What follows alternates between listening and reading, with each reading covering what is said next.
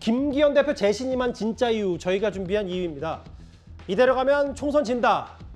이런 생각엔 여권 사람들 이견이 없을 겁니다. 이제 문제는 혁신의 방법이겠죠. 어제 국민의힘이 긴급 의원총회를 열었는데 일단 김기현 대표 체제에서 혁신을 추진하기로 했습니다.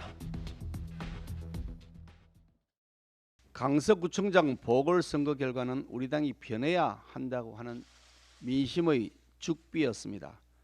절박한 위기의식을 바탕으로 변화와 혁신을 통해 당의 체질을 개선하겠습니다. 당정대 관계에 있어서 당이 민심을 전달하여 반영하는 주도적 역할을 강화하겠습니다.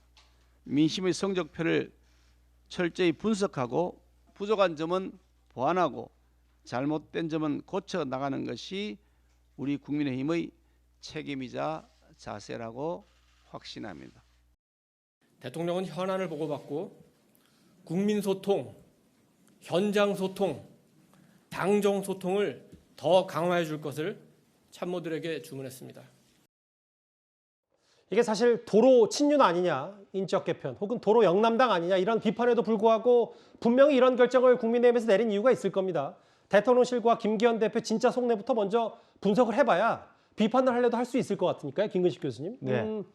대략적으로 비대위원장, 비대위로 전환해봤자 별로 실익이 없다.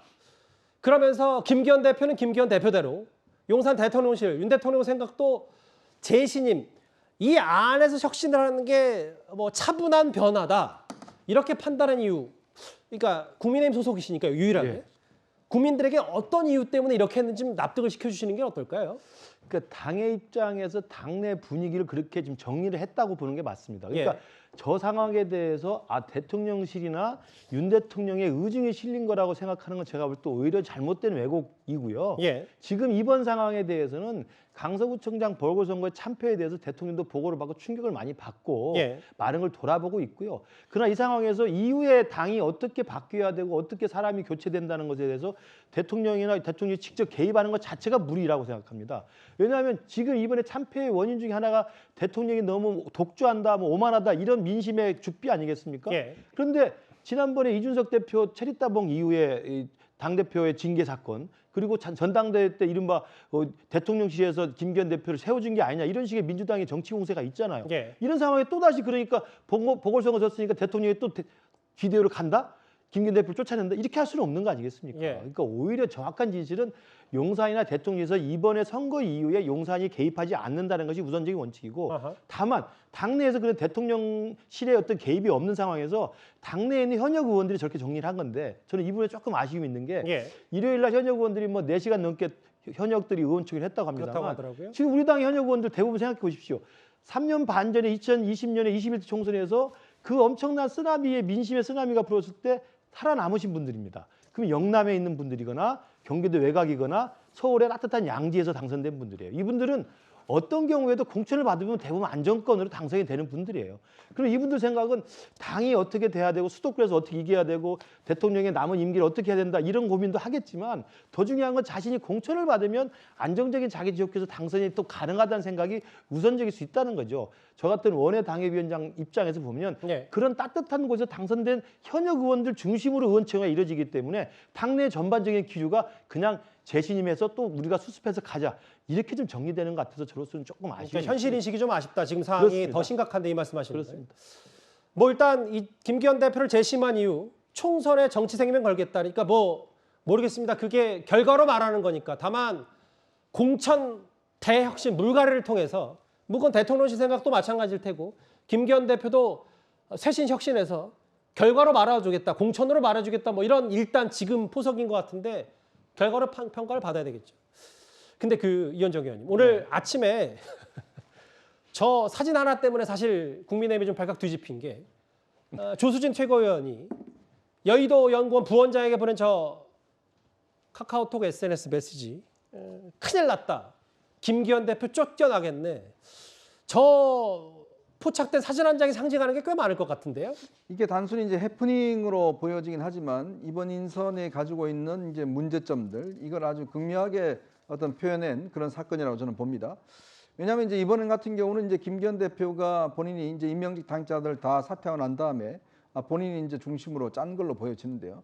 통합형, 수도권 중심 이걸 이제 표방을 했어요. 근데 이제 다른 사람은 다 뭐 이렇게 뭐 70년생들 뭐 등등 하더라도 이번 그 인선의 가장 중요한 게 바로 사무총장이거든요. 왜냐하면 사무총장은 공천 실무를 전부 다 관장합니다. 그렇죠. 당무감사라든지 등등에 대해서 다 관장하기 때문에 이 사무총장이 누가 될 것이냐. 특히 이제 이철규 지금 전 사무총장이 윤 대통령과 굉장히 가깝지 않습니까? 근데 본인이 책임지겠다고 그러면서 본인이 사퇴를 한 마당에 예. 그렇다면 좀 더 수도권과 이 수도권 선거 이번 선거가 뭡니까? 결국 수도권에서 이 패배했기 때문에 수도권 중심의 전략을 짜기 위해서 지금 임명을 하는 거 아니에요? 그런데 이 초안에 보면 박대출 전 정책위원장이 사무총장으로 들어가 있어요. 그러니까 조수진 의원이 보낸 저 초안에 보면은 박대출 정책위원장이 사무총장으로 이제 자리 바꾸는 게 나와 있더라고요. 그렇습니다. 이분은 경남 진주 쪽에 이제 지역구를 두고 있는 분 아니겠어요? 아니 근데 본인들이 책임지겠다고 사퇴한 분이 오히려 영전에서 지금 사무총장이 된다? 이러면 과연 이 인사를 국민들이 보고 뭐라고 이야기하겠습니까? 아니 사퇴한다고 사퇴 쇼에 내놓고 그다음에 다시 하는 사람이 거기 있는 사람을 더 승진시킨다? 더군다나 수도권 중심으로 한다고 내놓고 경남 출신을 다시 당대표 본인 출신인 경남 출신을 지금 사무총장 시킨다? 납득할 수가 없죠. 그래서 저도 이제 저녁에 저 이야기를 듣고 이거는 좀 방향이 잘못된 거 아닌가 생각했었는데 예. 밤사이에 아마 그런 의견들이 굉장히 많이 개진이 된 걸로 알고 있어요. 예. 지금 이 인선 자체가 너무 이번 선거에 나타난 민심과 수습하기 위한 인선치고는 굉장히 부족한 게 있지 않는가. 이제 그 대표적인 사건이고 좀 전에 아마 김성호 전 의원 지금 부원장하는 의원 사퇴했다고 합니다. 저 카톡 논란에 책임을 지고 네, 여당의 싱크탱크인 여의도연구원 부원장이 사퇴를 했다. 네 그렇습니다. 알겠습니다. 저 김기현 대표 쫓겨나겠네. 저 말이 상징하는 게 꽤 커서. 그러면 뭐 저희는 정치공학적인 걸 그렇게 분석하지는 않을 겁니다. 왜냐하면 이제 국민 눈높이에서 봐야 되는데 이게 무슨 뭐 밥그릇 싸움으로 비춰지는 것보단. 근데 다만 아까 얘기했던 키포인트는 사무총장이다. 공천권을 쥔. 설주환 변호사님 이제 상대당으로 봤을 때 그럼 이철규 사무총장이 윤 대통령과 가깝다. 근데 이제 이만희 신임 사무총장은 좀 그거보다는 덜 가깝다라고 해도 그러면 결국 공천으로 말하는 거니까 공천 혁신을 위해서 김기현 대표의 말을 또 잘 듣는 사무총장 아니냐. 뭐 이런 색도 해석됐는데 상대당으로서 어떻게 평가하세요? 글쎄요, 저도 이제 공통점이 뭘까 한번 찾아봤더니 이철규 사무총장과 이만희 신임 사무총장은 두 분 다 경찰 출신이세요. 그러니까 어찌 보면 대통령이 지금 검찰 출신이지 않습니까? 그리고 특히나 유독 그 지금 원내대표도 윤재옥 지금 원내대표도 경찰 출신이세요. 그래서 상당히 그 경찰에서도 고위직을 담당하셨던 분들인데 어찌 보면 이 검경이 가지고 있는 어떤 그 미묘한 분위기가 있거든요. 수사기관으로서.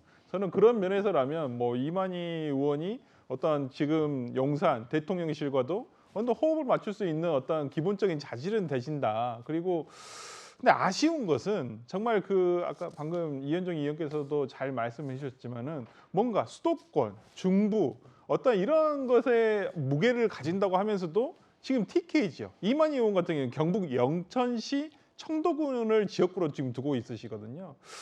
특히나 대구도 아니에요. 상당히 그 TK에서 굉장히 보수적인 곳이란 말이죠. 그런데 거기를 지역구로 두고 계신 어떤 이만희 사무총장을 사무총장 자리에 앉힌다? 사무총장 자리라는 것은 정말 뭐 여당이든 야당이든 칼을 휘둘러야 되고 남에게 싫은 소리도 해야 되고 공천을 앞두고는 좀 그리고 어떤 또 살림살이도 맡고 있기 때문에 상당한 실권을 쥐고 있는데 과연 이만희 사무총장이 가져올 수는 근데 국민들이 바라봤을 때 와 정말 국민의힘이 쇄신했구나 이번 강서구청장 보궐선거를 기회로 해서 정말 쇄신했구나라는 어떤 그 보여주는 것이 과연 그렇게 보여질까라는 좀 생각은 좀 들어서 역시 좀 부족하구나. 뭐 민주당 입장에서는 뭐 나쁠 건 없습니다만은 뭐 저는 좀 부족하지 않을까 저는 생각. 근데 또 이제 쇄신을 국민의힘이 얼마나 하느냐에 따라서 민주당도 긴장할 수도 있고 다만 예. 뭐 이런저런 취재를 해보니까 저한테도 그러더라고요. 국민의힘 사람들이. 그러면 누가 있냐 도대체. 국민의힘에 의원도 부족하고 지난 총선 때 수많은 사람들이 낙선하고 또 공천 과정에서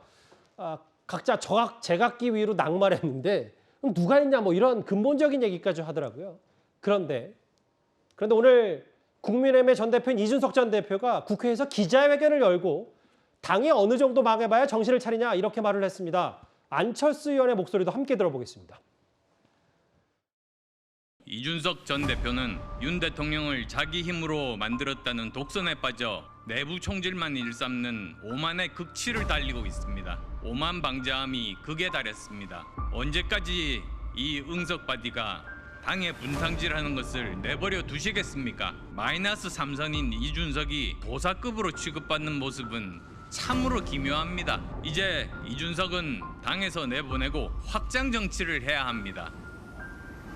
꿔다 놓은 보릿자루라는 비하적인 소리를 듣는 것에도 이제는 지쳐 단체로 현실 부정에 들어가기라도 하시렵니까? 정책보다는 정당 장악에 몰두해선 모습이 나은 모순이 아니겠습니까? 홍범도 장군의 흉상 이전에 대해서 당이 즉각적으로 중단 입장을 밝혀야 합니다. 우리가 그렸던 청사진과 다른 방향으로 국정을 운영하는 것에 대해서 왜 누구도 제동을 걸지 않습니까?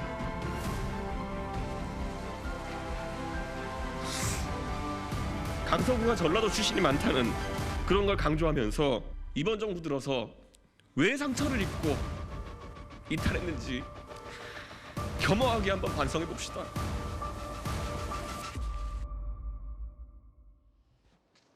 이준석 전 대표의 눈물의 기자회견이었는데요. 이 핵심 메시지는 이렇습니다. 도대체 윤석열 대통령 혹은 당에서 어떻게 김기현 체제 한 명이라도 비춰놓는 사람 없냐, 혹은 윤 대통령에게 쓴소리할 수 있는 사람도 없냐. 더 이상 검사가 아니니까 집권 이후에 지난 오류 인정하고 바로잡아야 되는데 결자해야지 윤석열 대통령이 해야 된다. 박원석 의원 어떻게 좀 보셨어요? 당과 대통령을 향한 메시지를 냈다고 보고요. 다만 이제 시점이 오늘 이제 김기현 2기 지도부가 발표되는 날인데 이준석 대표의 저런 메시지는 김기현 2기 지도부는 결코 쇄신을 이뤄낼 수 없다라는 메시지와 동시에 결국 이 내년 총선을 앞두고 국민의힘의 체질이 바뀌고 총선을 승리로 이끌 수 있는 그런 전제가 만들어지려면 대통령의 지금까지 굉장히 일방적이고 거친 국정 운영, 특히 이제 이념을 내세워서 국민을 편가르게 하는 그런 국정 운영이 바뀌어야 되고, 또 이 수직적인 이 대통령실과 당의 관계, 어떻게 보면은 당의 자율성을 전혀 대통령이 인정하지 않고 또 당은 대통령만 쳐다보면서 스스로 어떤 정치적인 판단이나 기획이나 전략이나 이런 거를 주도적으로 수립하지 못하고 대통령의 국정 운영에 대해서 아무런 말도 하지 못하는 이런 관계의 변화 없이 총선 승리할 수 없다라는 본인 나름의 일종의 이제 충정이죠. 예. 그거를 이제 당원과 국민들한테 얘기한 거라고 보고, 물론 이준석 전 대표가 저게 받아들여지리라고 기대하면서 저 얘기를 저는 했을 거라고 생각하지 않습니다. 그럼 무슨 뜻입니까? 안 받아들이라는 걸 충분히 알지만은 예. 이준석 전 대표는 자기 나름의 명분 축적을 또 저런 메시지를 통해서 잠시만요. 그 말씀 좀 중요한 말씀하신 것 같아서. 네네. 명분 축적이라는 건 본인의 어떤 정치적 결단 전에 저런 눈물의 기자회견을 했다 이 말씀하시는 거예요? 결단이 될 수도 있고요. 예. 결국 이제 더 큰 실패가 예정돼 있다. 이렇게 갔을 때 나는 분명히 경고했다라는 유의 명분 축적이 될 수도 있겠죠. 그런 면에서 저게 뭐 받아들여지리라 이렇게 이제 소박한 기대를 하고 했다기보다는 국민을 향해서 이대로 가면 국민의힘은 이 몰락이 예정돼 있다 이 얘기를 한 거라고 봅니다. 이준석 전 대표 오늘 눈물의 기자회견 김근식 교수님께도 질문 하나 드려야 될 것 같은데 네. 지금 한 1년 반 정도 이준석 전 대표를 향한 항상의 논란거리는 어디까지가 내부 총절이고 어디까지가 쓴소리냐 뭐 이런 화두인 것 같아 항상. 그렇죠. 그런데 이제 이 부분 이준석 전 대표가 뭐 눈물 이런 거 여부를 떠나서 지금 대통령이 바뀌지 않으면 결자 해제해야 된다라는 부분, 물론 국민의힘 사람들과 이준석 전 대표의 악감정은 있을 수 있었다 하더라도 그게 누가 얘기한 걸 떠나서 옳은 얘기면 받아들이고 아니면 안 받아들이면 되는데 이준석 전 대표 말은 뭐 박원석 의원 얘기처럼 좀 충정에서 나온 옳은 방향 아니냐, 어떻게 판단하세요? 그러니까 오늘 기자회견에서 했던 내용 그중에서 귀담아 들을 부분도 분명히 있다고 봐요. 그러니까 내년 총선 승리를 위해서 우리 지금 국민의힘이 어떻게 바뀌어야 되는지, 그리고 윤석열 정부가 어떻게 국정 운영을 해야 되는지에 대해서 일부 귀담아 들을 내용이 충분히 있다고 생각합니다. 문제는 정치는 현실이라는 거예요. 그러니까 이준석 대표가 저렇게 눈물로 기자회견하면서 쓴소리를 했을 때 이것이 과연 먹힐 수 있느냐 없느냐의 문제를 생각하면서 해야 된다는 거거든요. 근데 그게 아니라는 거 제가 누차 말씀드리는 겁니다. 이준석 대표가 30대 정말 영선의 보수 정당의 그 당대표로서 정말 굉장히 부상했을 때 그 좋은 원동력과 그 관심을 가지고 우리 당을 잘 이끌었다고 한다면 여기까지 오지 않았다고 생각합니다. 예. 그리고 저는 마지막 기회가 언제였다고 생각하냐면 제가 그때도 말씀드렸습니다만 지난해에 이른바 징계 파동이 있을 때 예. 이준석 대표가 저 사퇴하고 그 비대위로 넘어갔을 때 가처분 신청을 해가지고 1심에서 인용이 되지 않았습니까? 가처분 신청에서 비대위로 전환하는 것이 부당하다라고 재판부가 이준석 대표 손을 들어줬어요. 예. 그때 이준석 대표는 집권당의 대표로서 거기에서 정치적 승리를 가지고 조용히 좀 침묵을 했어야 된다고 생각해요. 그리고 조용히 자기 스스로를 좀 돌이켜보고 당이 어떻게 잘 변화할 수 있는지에 대해서 돕는 게 좀 필요했다고 생각하는데 그 다음부터는 거의 내부 총질로 계속 갔던 거라고 저는 생각합니다. 알겠습니다. 그러니까 그런 식의 어떤 자기 스스로의 현실 관계 속에서 이 우리 국민의힘에 대해서 쓴소리를 해서 정말 잘 되기를 바라는 충정은 일부 이야기했으나 그게 먹히지 않는 구조가 돼버린 겁니다. 저런 이야기했을 때 과연 저게 국민의힘에 도움이 될까? 저는 그 부분이 안타까운 겁니다. 그래서 이제는 정치는 현실이기 때문에 국민의힘이 저 이야기를 들을 수 있고 신뢰할 만한 인간관계와 네트워크와 그다음에 자기 스스로의 언행에 대한 조심을 먼저 하는 것이 필요하지 않나 이렇게 생각합니다. 뭐 이준석 전 대표의 눈물의 기자회견과 오늘 김기현 대표 체제 시즌2가 다시 재출범했다는 여러 얘기, 앞으로 국민의힘의 내부 갈등은 앞으로도 계속 짚어볼 기회가 있을 테니까요. 오늘 차분히 이 주제로 하나하나 만나봤습니다. 여의도연구원 부원장이 사퇴를 했군요. 저 카톡 논란에 대해서. 국민의힘 내부 얘기해봤다면 다음 주제 시선을 잠깐 외교 안보 소식으로 돌려보겠습니다.